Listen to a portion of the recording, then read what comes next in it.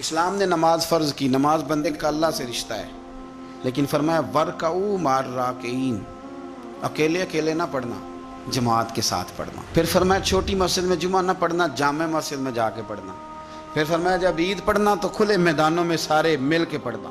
پھر فرمایا جب حج پہ آؤ نا تو تمہیں سکون شلوار قمیض میں ہے یا تہمت کرتے میں ہے، لیکن یہاں جب میری بارگاہ میں آؤ نا سب کا ایک رنگ ہو، سفید۔ تو یہ ساری اجتماعی عبادات مسلمانوں کو آپس میں جوڑنے کے لیے، آپس کی محبتوں کے فروغ کے لیے۔ زکوٰۃ کیا ہے؟ امیروں کا غریبوں کو حصہ دینا۔ قربانی کیا ہے؟ اپنے پیسوں کا جانور خرید اور اپنے پیسے لگا کے اسے ذبح کر، پھر اس کا گوشت بنا، ساری ڈیوٹی تیری پر دینا غریبوں کو۔ یہ کیا ہے؟ یہ لوگوں کو ایک دوسرے سے جوڑتا ہے، یہ محبتیں پیدا کرتا ہے۔ میرے نبی پاک علیہ السلام نے فرمایا ایک دوسرے کو تحفہ لیا کرو، دیا کرو، اس سے محبت بڑھتی ہے۔ تحفہ دیا کرو، اس سے صرف لینا نہیں، تحفہ لینے دینے سے محبت بڑھتی ہے۔ بہت سارے لوگ ایسے ہیں جنہوں نے تحفہ صرف لینا رکھا ہوا ہے، دینے کا کوئی مزاج نہیں ہے۔ بلکہ بعض یہ کہتے ہیں کہ دیکھو جی اماں کو بھی جوڑا دیں تو اماں تبھی راضی ہوتی ہے۔ اور میں نے کہا تو خوش قسمت نہیں کہ تیرے پاس اماں ہے اور تجھے جوڑا دینے کی توفیق ہے؟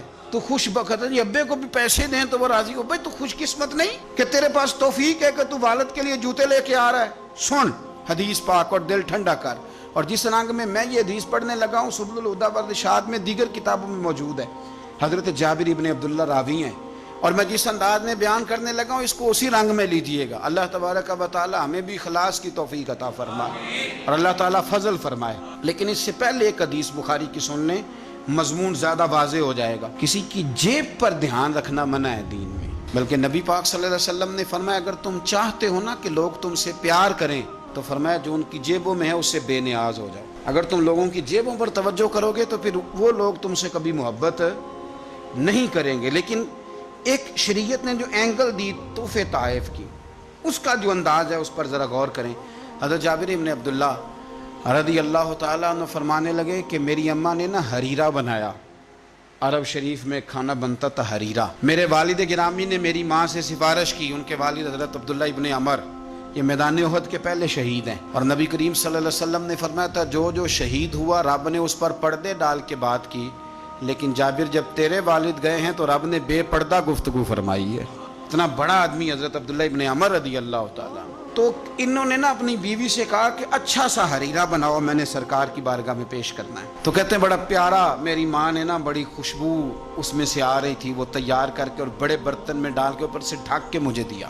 جب میں نبی کریم صلی اللہ علیہ وسلم کی بارگاہ عالی مرتبت میں پہنچا تو اس کی خوشبو تو دور سے آ رہی تھی، اور ویسے بھی اللہ تعالیٰ نے غیب کی کنجیاں حضور کو عطا فرمائی ہیں۔ لیکن نبی کریم صلی اللہ علیہ وسلم پھر بھی فرمانے لگے تیرے باپ نے گوشت پکا کے بھیجا میرے لیے، اندر حریرہ ہے اور خوشبو آ رہی ہے۔ سرکار کسی سے کسی چیز کا مطالبہ کریں تو یہ اس کے نصیب ہیں، یہ تو وہ قبول ہو گیا۔ چونکہ نبی کریم کی تو بیٹی سیدہ فاطمہ کے گھر اگر شام کو کھانا نہ پکے تو رب جنت سے بھیج دیتا ہے، تو سرکار کو تو محتاجی نہیں کسی کی۔ نبی پاک صلی اللہ تعالی علیہ وسلم نے فرمایا تیرے ابا نے گوشت پکا کے بھیجا ہے؟ کہتے میں نے پلیٹ اٹھا کے عرض کی حضور نے یہ حریرہ ہے، تو سرکار نے وہ نکال لیا۔ کہتے ہیں حضرت جابر ابن عبداللہ کہ میں چونکہ پختہ عمر کا نہیں تھا، میں واپس گیا، میں نے جا کے عرض کی کہ ابا جی نبی پاک صلی اللہ علیہ وسلم کو تو پتہ تھا حریرہ ہے اور اس کی خوشبو بھی آ رہی، پھر حضور نے یہ کیوں فرمایا کہ گوشت ہے اندر؟ قربان جائیں، جب عشق سکھاتا ہے آداب خود آگاہی،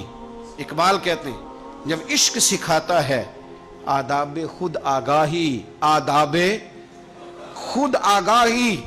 تو کہتے ہیں کھلتے ہیں غلاموں پر اسرار شہنشاہی، عطار ہو، رومی ہو، رازی ہو، غزالی ہو، کچھ ہاتھ نہیں آتا بے آہ سحر گاہی۔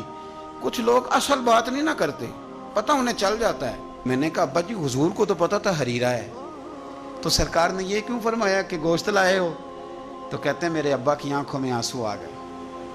آپ سمجھے نا، جب عشق سکھاتا ہے آداب خود آگاہی، رو پڑے اور فرمانے لگے تو خوش قسمت نہیں کہ حضور نے تجھ سے پوچھا ہے کہ تیرے باپ نے گوشت بھیجا، فرمایا جلدی کر ایک بکری پکڑ کے لا۔ کہتے ہیں میں باڑے سے بکری پکڑ کے لایا، میرے ابا نے اسے بنایا اور بڑے پریم سے گوشت بنایا اور میری ماں نے پکایا اور پھر برتن میں ڈالا۔ کہتے ہیں غروب آفتاب ہونے والا تھا جب میں وہ کھانا لے کے گوشت لے کے در رسول پہ پہنچا، اور جا کے جب میں نے پیش کیا تو حضور نے نہیں پوچھا کیا لائے ہو، اب نہیں پوچھا. جب عشق سکھاتا ہے آداب خود آگاہی، پھر کھلتے ہیں غلاموں پر اسرار شہن. اب نہیں پوچھا کیا لائے ہو، بلکہ کہتے ہیں میں نے جا کے رکھ دیا تو سرکار فرمانے لگے اللہ تجھے، تیری ماں کو، تیرے باپ کو میری طرف سے بھی بہترین جزا عطا کرے اور سارے نبیوں کی طرف سے بہترین جزا عطا کرے.